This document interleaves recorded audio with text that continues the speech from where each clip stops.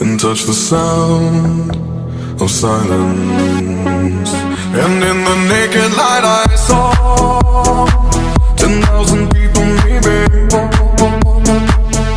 People talking without speaking, people hearing without listening, people writing songs that voices never share, and no one dared disturb the sound of silence.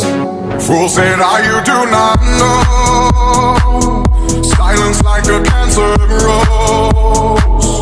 Hear my words and I might teach you. Lay my arms and I might reach you.